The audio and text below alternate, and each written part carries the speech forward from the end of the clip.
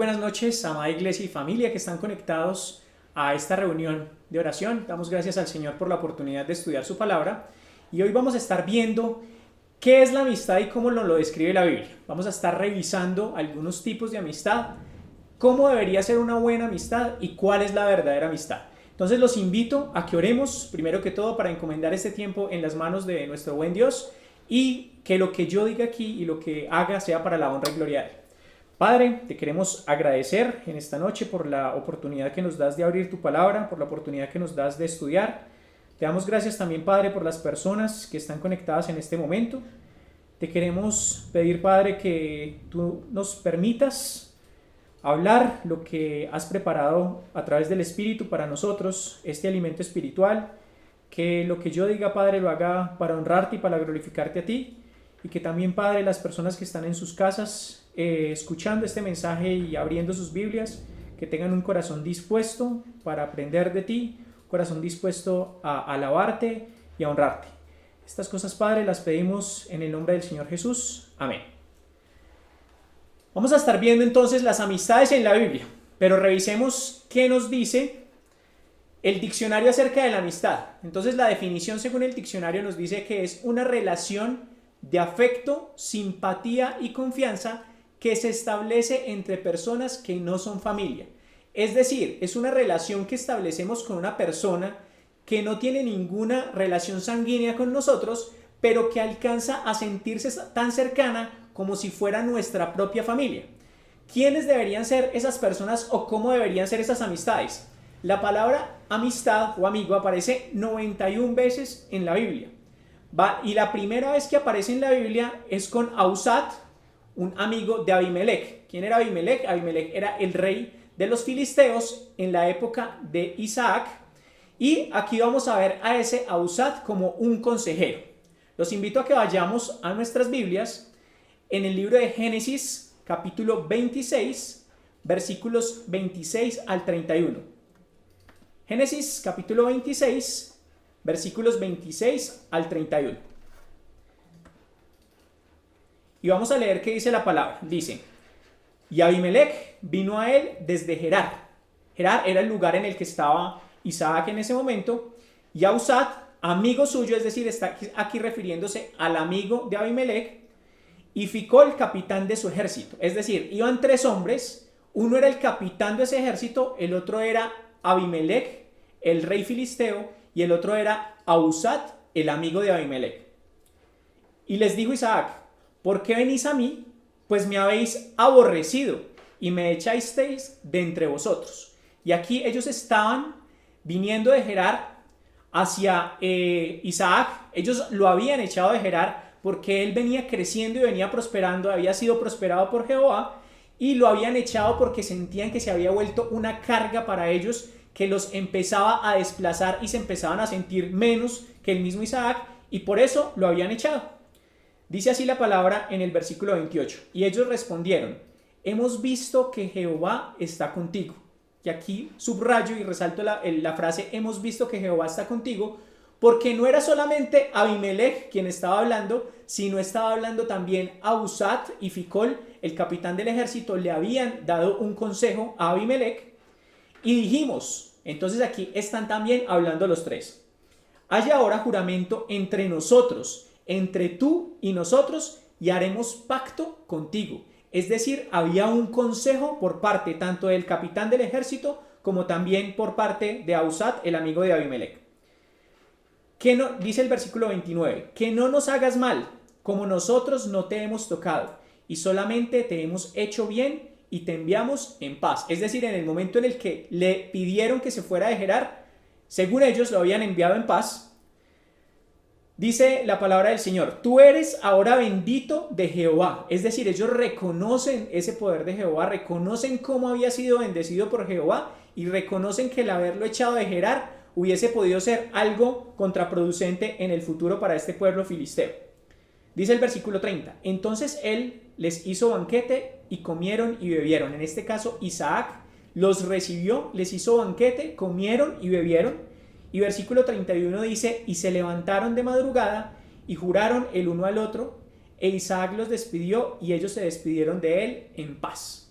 Vemos aquí a ese amigo, a ese Ahuzat, un amigo consejero de Abimelech, el cual se acercó al rey y le dijo, quizás no fue la mejor decisión haber sacado a Isaac de la tierra, no fue la mejor decisión haberlo echado en las condiciones en las que se fue, y le ayudó a tomar una decisión para que no tuvieran posteriores problemas y pudieran vivir en cierta paz en ese momento específico de la historia y pudiesen tener una relación entre dos naciones o entre dos pueblos, en este caso hablando del pueblo de Isaac y hablando del pueblo de los filisteos. Entonces aquí vemos cómo ese Ahuzat es un amigo consejero, es una persona que le da un consejo a Abimelech y es ese tipo de amigos que deberíamos tener nosotros más cercanos para que nos aconseje y nos ayude a tomar decisiones correctas en nuestra vida.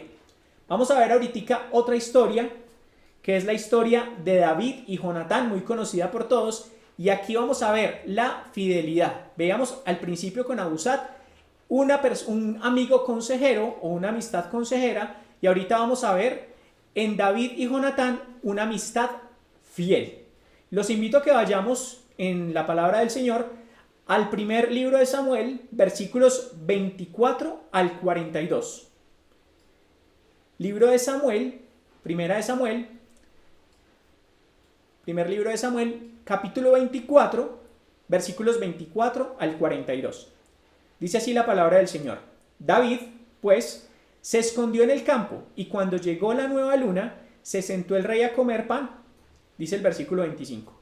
Y el rey se sentó en su silla como solía, en el asiento junto a la pared, y Jonatán se levantó, y se sentó Abner al lado de Saúl, y el lugar de David quedó vacío.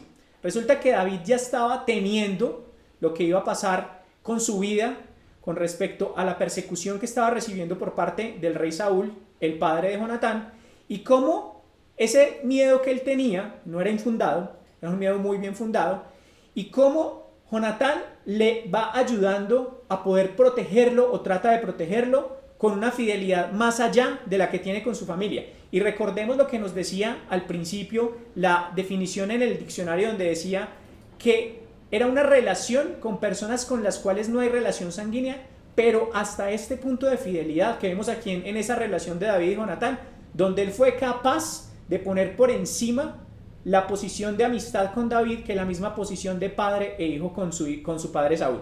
Dice el versículo 26. Mas aquel día Saúl no dijo nada, porque se decía, le habrá acontecido algo y no está limpio, de seguro no está purificado. Al día siguiente, el segundo día de la nueva luna, aconteció también que el asiento de David quedó vacío. Y Saúl dijo a Jonatán su hijo, ¿por qué no ha venido a comer el hijo de Isaí hoy ni ayer? Y Jonatán respondió a Saúl, David me pidió encarecidamente que le dejase ir a Belén, diciendo, te ruego que me dejes ir, porque nuestra familia celebra sacrificio en la ciudad y mi hermano me lo ha mandado. Por lo tanto, si he hallado gracia en tus ojos, permíteme ir ahora para visitar a mis hermanos. Por esto, pues, no he venido a la mesa del rey. Entonces se encendió la ira de Saúl contra Jonatán. Y vemos aquí cómo estaba recibiendo Jonatán por esa amistad que tenía con el mismo David. Estaba recibiendo esa ira que tenía el rey Saúl contra David, ahorita la estaba recibiendo también Jonatán su hijo. Y le dijo, hijo de la perversa y rebelde, ¿acaso no sé yo que tú has elegido al hijo de Isaí para confusión tuya y para confusión de la vergüenza de tu madre? Porque todo el tiempo que el hijo de Isaí viviere sobre la tierra, ni tú estarás firme, ni tu reino. Él iba a ser el heredero del reino, según Saúl. Envía pues ahora y tráemelo, porque ha de morir. Y Jonatán respondió a su padre Saúl y le dijo, ¿por qué morirá? ¿Qué ha hecho?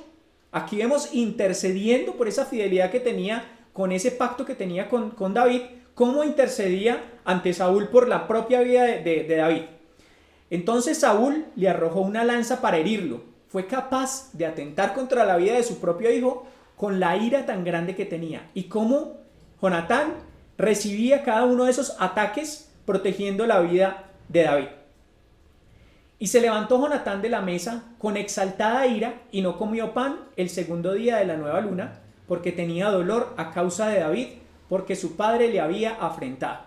Y aquí vemos ese dolor tan grande que tenía, y y vemos que no era el dolor tan grande del ataque de su propio padre, donde intentó atacarlo a él directamente, sino a causa de David y cómo estaba haciendo para protegerlo a él. Versículo 35 dice: al otro día de mañana salió Jonatán al campo, al tiempo señalado con David.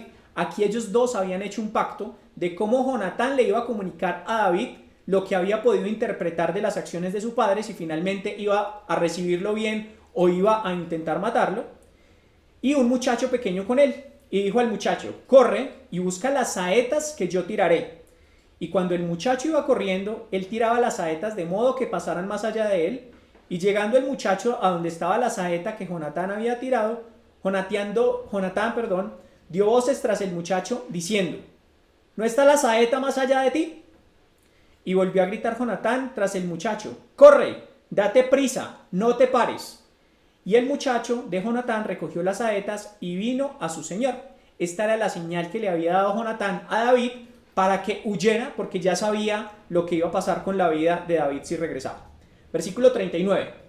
Pero ninguna cosa entendió el muchacho, solamente Jonatán y David entendían de lo que se trataba. Y aquí vemos ese pacto que tenían entre ellos dos y cómo era la comunicación fluida que tenían entre amigos y cómo era esa relación cercana, casi de familia.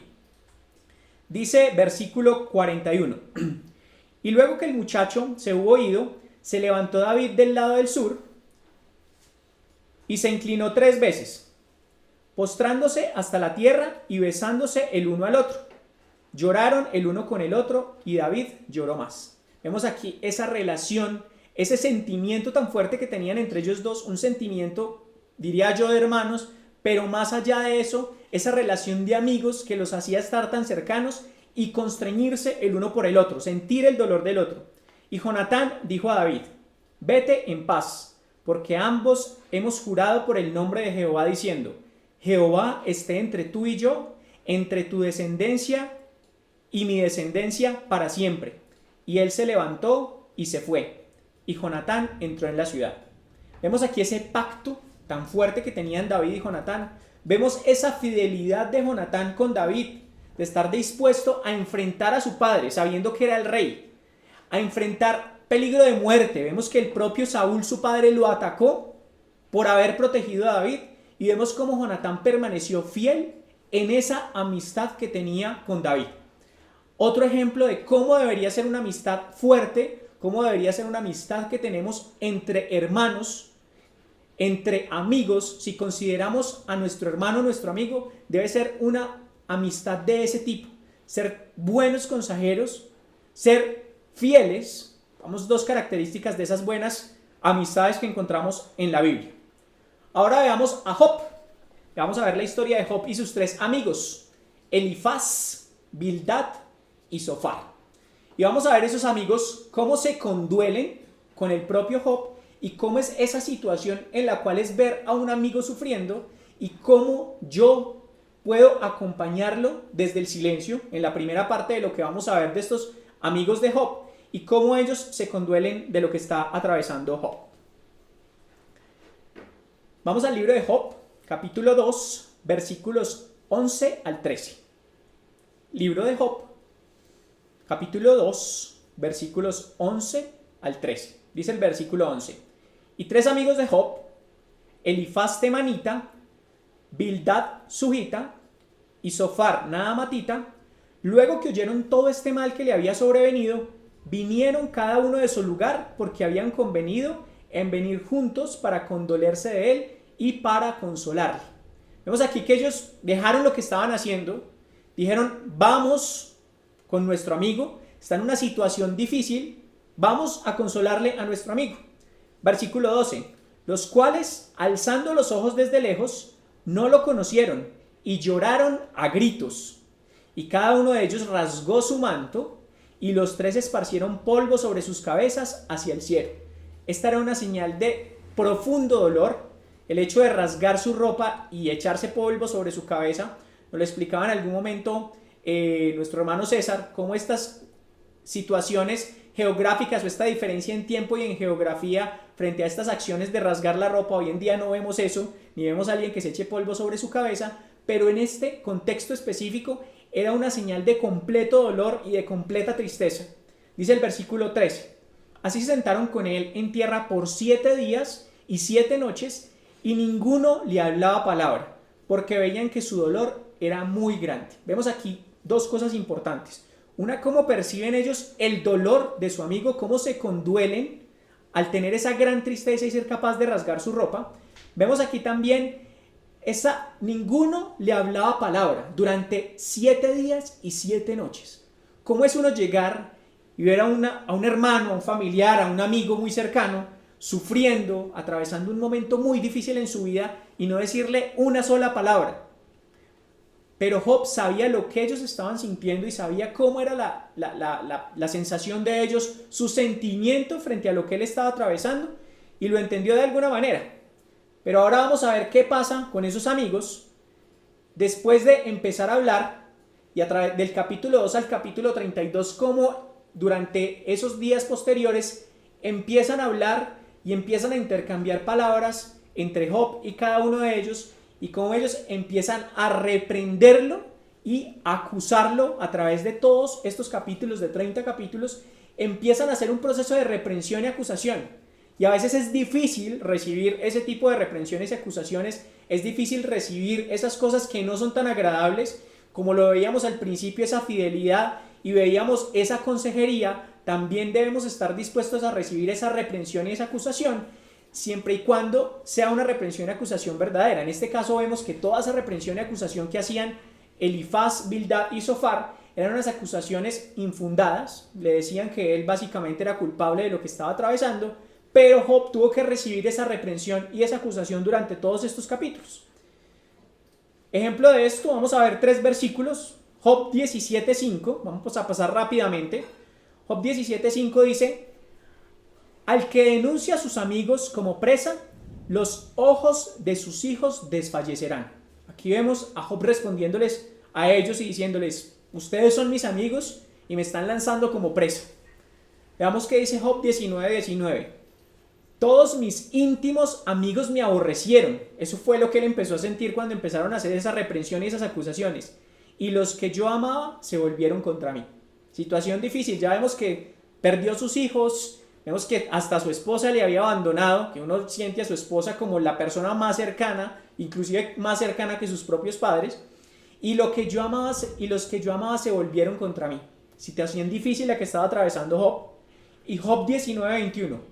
Oh, vosotros mis amigos, tened compasión de mí, porque la mano de Dios me ha tocado.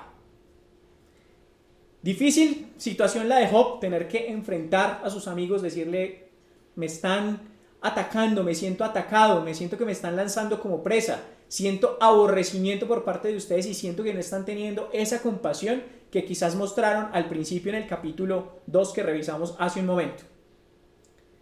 Job 32:1. Vamos a ver qué sigue pasando. Dice: cesaron estos 3 varones de responder a Job, por cuanto él era justo a sus propios ojos. Vemos aquí cómo Job y estos 3 varones entienden esa situación de Job, entienden por lo que él estaba pasando, y finalmente se ven en la necesidad de callar después de avanzar durante 32 capítulos con diferentes argumentos de parte y parte, por parte de Job y por parte de estos 3 amigos, y cómo ellos al final deciden cesar y entienden la situación complicada por la que estaba pasando Job. Y veamos ahora la conclusión de toda esta situación que estaba viviendo Job. Job capítulo 42, versículos 7 al 9. Unos capítulos más adelante, Job 42 del 7 al 9. Y aconteció que después que habló Jehová estas palabras a Job, Jehová dijo a Elifaz, y vemos aquí cómo Jehová empieza a hablar con cada uno de ellos 3. Dijo a Elifaz temanita: mi ira se encendió contra ti y tus 2 compañeros. Entonces le dice a Elifaz que la ira se había encendido contra él y contra los 2 amigos con los que había llegado a Job, es decir, con Bildad y con Zofar, porque no habéis hablado de mí lo recto, como mi siervo Job. Vemos aquí al mismo Jehová justificando la causa por la que estaba pasando Job. Versículo 8: ahora pues, tomaos 7 becerros y 7 carneros, e id a mi siervo Job. Miren lo que le dice: vayan a donde su amigo Job, vayan con esos 7 becerros y esos 7 carneros y ofreced holocausto por vosotros, y mi siervo Job orará por vosotros. Es decir, no tenían ellos nada que presentar directamente delante de Jehová, sino que lo único que podían hacer ellos era ir con Job y que Job pudiera ofrecer el holocausto por ellos. Y mi siervo Job orará por vosotros, porque de cierto a él atenderé para no trataros afrentosamente, por cuanto no habéis hablado de mí con rectitud, como mi siervo Job. Y vemos aquí que a veces muchos de los que se llaman hermanos entre comunidades cristianas tienen críticas para los demás hermanos, tienen acusaciones para los demás hermanos, pero a veces no tenemos esa cercanía y no estamos honrando a nuestro buen Dios, sino que estamos actuando de manera errada, y como lo vemos aquí, lo que hicieron ellos, no hablaron de Jehová con rectitud. Como mi siervo Job, lo dice el mismo Jehová, como mi siervo Job, es decir, como él sí lo había hecho. Fueron pues Elifaz temanita, Bildad suita y Sofar naamatita, e hicieron como Jehová les dijo, y Jehová aceptó la oración de Job. Y aquí vemos cómo las amistades no son perfectas, vemos cómo en el mundo, básicamente, como tratamos entre personas, tratamos entre seres humanos pecadores, como nos lo dice la propia Biblia. Somos pecadores, no somos perfectos, estamos en relaciones con otras personas y actuamos de manera equivocada. Pero aquí ellos tuvieron que agachar su cabeza, ir con Job después de haberle dicho todas estas cosas y que Job orara por ellos. Y aquí vemos una situación específica y es el perdón, porque tengan la plena seguridad de que Job, después de todo este proceso que había afrontado, primero tuvo que haber perdonado todas estas transgresiones que había recibido de sus amigos y posterior a eso orar por ellos. Y esta es una responsabilidad nuestra y una responsabilidad mutua en las relaciones de amistad. Poder perdonar las ofensas que otros nos hacen y orar por ellos. Tenemos 2 responsabilidades. Tenemos que entender nuestra vida pecaminosa, nuestra naturaleza pecaminosa. Cometemos errores. Debemos perdonar esos errores a quienes nos agreden a nosotros y de igual manera poder orar por ellos para que puedan también tener una relación estrecha con el Señor. Ahora vamos a ver otro caso de amistad. Vamos a ver a Abraham, el que fue llamado amigo de Dios. Vamos a ir ahora al libro de Isaías, en el capítulo 41, versículos 8 y 9. Isaías capítulo 41, versículos 8 y 9. Dice el versículo 8: pero tú, Israel, siervo mío eres. Tú, Jacob, a quien yo escogí. Y miren esta palabra yo escogí, está hablando aquí Jehová. Descendencia de Abraham, mi amigo. Jehová está hablando y está cogiendo a Abraham y poniéndole en un lugar muy especial y le está diciendo mi amigo, porque te tomé de los confines de la tierra y de tierras lejanas te llamé y te dijo, mi siervo eres tú, te escogí y no te deseché. Vemos aquí cómo fue él quien escogió. Quizás muchos de nuestros amigos o de las personas que consideramos amigos nosotros, nos escogieron a nosotros como sus amigos.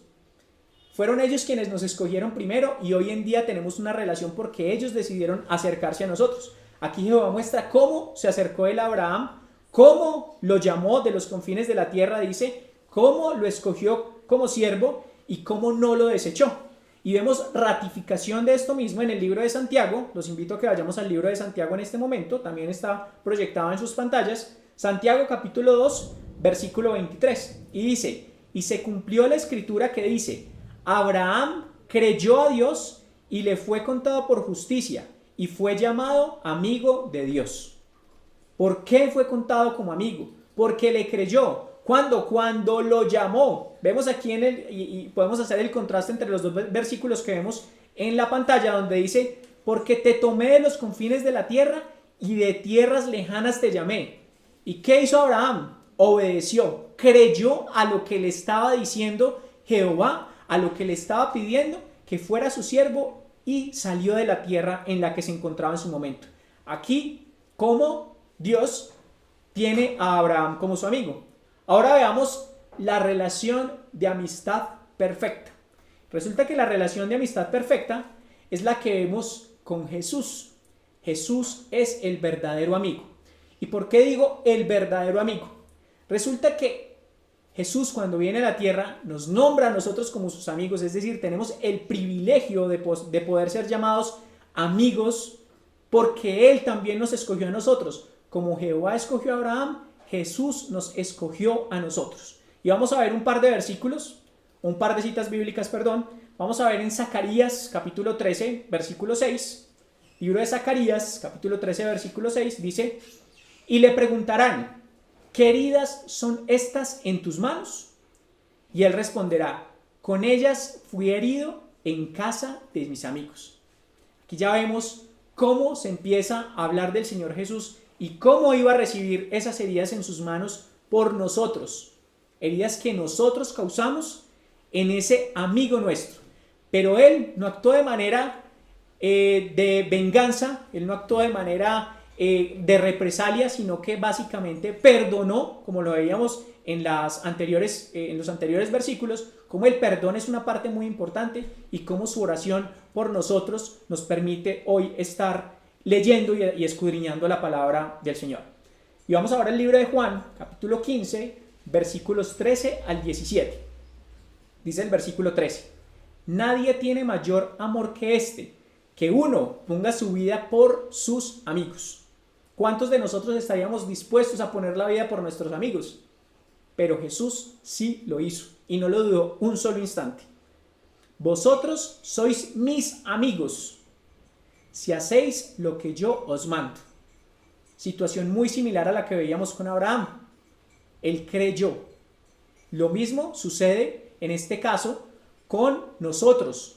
Si somos llamados y creemos, hacemos lo que Él nos manda.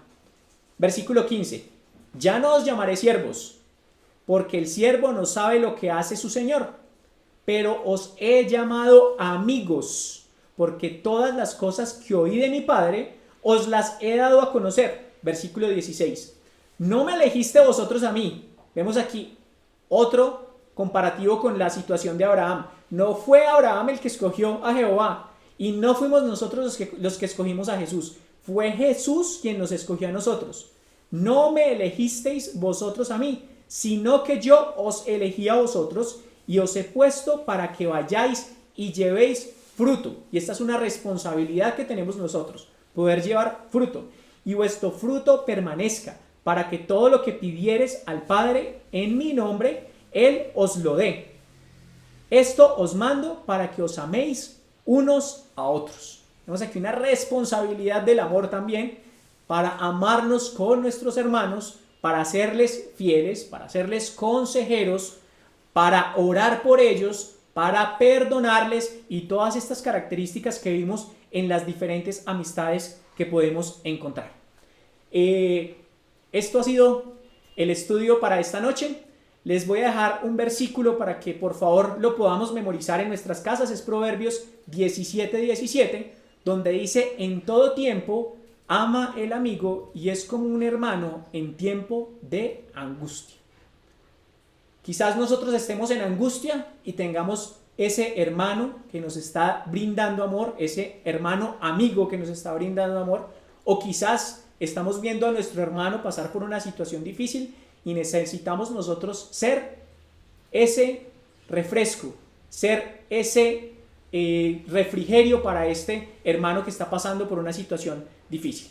Los invito a que oremos para terminar. Padre, te queremos agradecer en esta noche porque nos has dado la oportunidad de estudiar tu palabra. Nos has permitido escudriñar, nos has permitido ver cómo el Señor Jesús muestra la amistad perfecta para con nosotros. Entregó su vida, derramó su sangre, nos permitió acercarnos a Él y nos muestra que no fuimos nosotros los que le elegimos a Él, Padre, sino que Él nos eligió a nosotros y nos permite, Padre, recibir ese regalo de la salvación. Te damos gracias, Padre, por la oportunidad que nos das de estudiar y poder guardar estas palabras en nuestro corazón y también ponerlas en práctica día a día. Te damos gracias por esto y te pedimos estas cosas en el nombre del Señor Jesús. Amén.